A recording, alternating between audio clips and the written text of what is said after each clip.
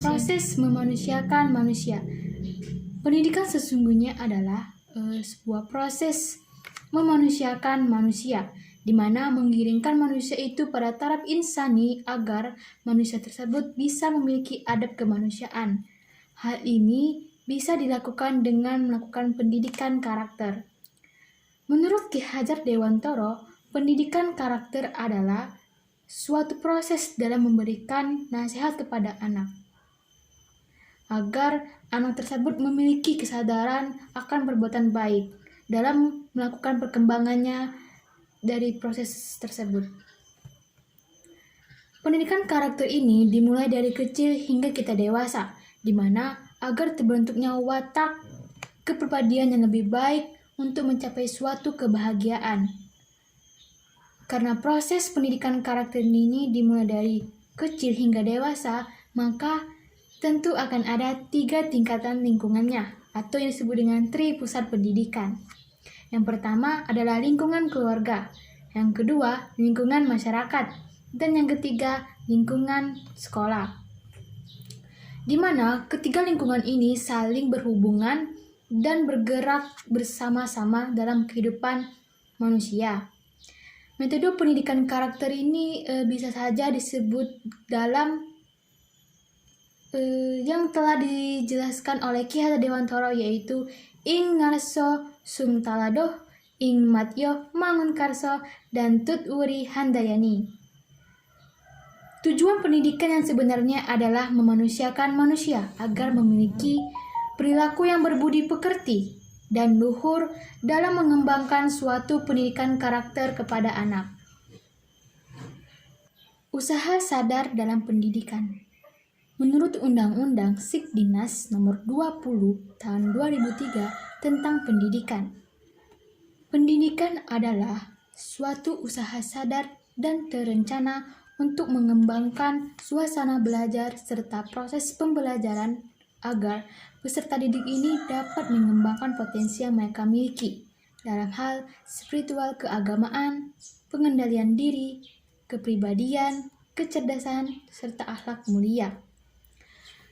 Jika kita ketahui bahwa pendidikan ini adalah suatu usaha sadar, yaitu sadar bahwa pendidikan itu penting bagi kehidupan generasi muda agar mereka dapat mengembangkan potensi yang mereka miliki. Dan terencana, di sini pendidikan sudah direncana agar memiliki suatu proses yang memaksimalkan generasi muda untuk bisa melakukan proses pembelajarannya. Sebagai tenaga pendidik, kita juga berencana atau memiliki rencana untuk bisa menjelaskan materi kepada peserta didik agar peserta didik tersebut mengerti apa yang kita ajarkan. Dan kita juga sadar bahwa posisi kita ini untuk mewujudkan impian bagi generasi muda.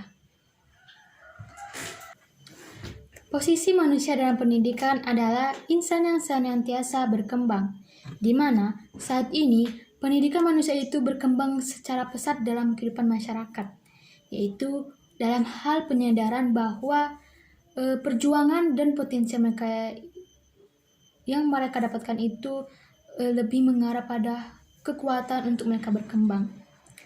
Pendidikan saat ini juga lebih mengarahkan para siswa untuk menggapai impian yang mereka inginkan dan juga memberikan kesempatan mereka untuk memimpikan setinggi mungkin.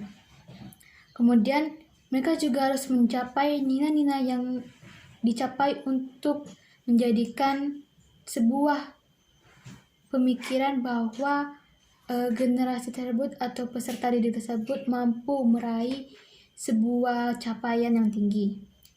Di sini juga guru memiliki peran dalam memberikan motivasi serta dukungan kepada peserta didik agar peserta didik itu lebih semangat dan percaya diri dalam menggapai yang mereka inginkan. Kemudian, manusia memiliki berbagai dimensi, baik itu pribadi, jiwa, serta kelompok, yang dimana mereka secara tidak sadar dan sadar telah mengembangkan potensi yang mereka inginkan. Dalam hal ini, perkembangan manusia itu bisa dilakukan dengan sendirinya dan lingkungan yang mempengaruhinya. Manusia memiliki jenius dan sebuah perkembangan. Hal ini dapat mereka mengembangkan sebuah potensi yang ada dalam diri mereka. Tujuan dari pendidikan ini adalah mengembangkan potensi dari peserta didik dan juga merupakan usaha sadar dan terencana untuk memberikan sebuah pengetahuan kepada peserta didik. Insan yang senantiasa berkembang, tentu pendidikan ini sudah diberikan kepada kita sejak kita lahir hingga kita dewasa. Karena pendidikan pertama itu ada dari orang tua. Saat kita masih bayi, kita sudah diberikan pendidikan, yaitu pendidikan dalam lingkungan kita. Pendidikan agar kita lebih bersosialisasi dengan lingkungan baru kita.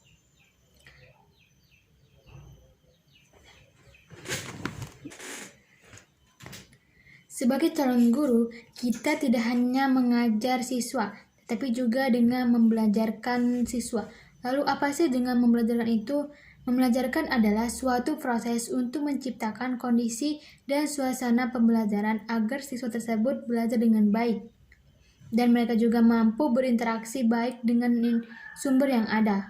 Karena di sini, pendidikan adalah suatu kesadaran bahwa siswa tersebut hanya ingin mengetahui dan ingin membutuhkan sumber tersebut. Lalu bagaimana kita sebagai guru dalam membelajarkan siswa? Yang pertama, kita mampu menciptakan suasana pembelajaran yang baik agar siswa tersebut tidak mudah mengantuk ataupun bosan. Kita akan memberikan suasananya dengan memodifikasikan pembelajaran, di mana apakah kita akan memberikan sebuah games atau agar siswa tersebut tidak bosan.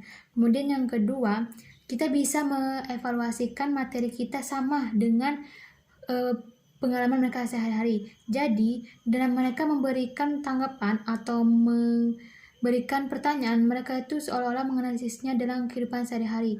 Jadi, siswa itu berpikir agar berpikir dari kehidupannya mereka, agar mereka tersebut bisa lebih mengeluarkan pendapat sesuai dengan bahasa mereka sendiri. Yang ketiga, sebelum pelajaran tentu sebagai seorang guru kita harus menciptakan sebuah pembelajaran yang baik, di mana kita bisa memberikan sebuah gambaran yang dimana gambar tersebut masih samar-samar.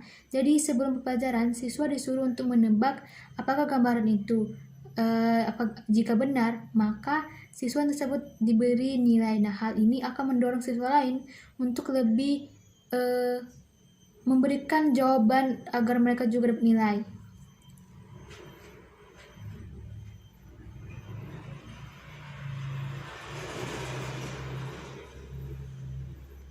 Kemudian, apa saja sih bentuk dari keluaran pendidikan? Keluaran pendidikan juga disebut dengan output pendidikan yang merupakan suatu kinerja dari sekolah tersebut. Kinerja ini adalah potensi yang dimiliki dari sekolah tersebut, di mana potensi ini berasal dari prestasi siswa tersebut dalam meningkatkan potensi mereka setelah mereka lulus dari sekolah itu. Tentu saja sekolah yang bermutu baik ia menghasilkan sebuah peserta didik yang memiliki prestasi yang baik juga.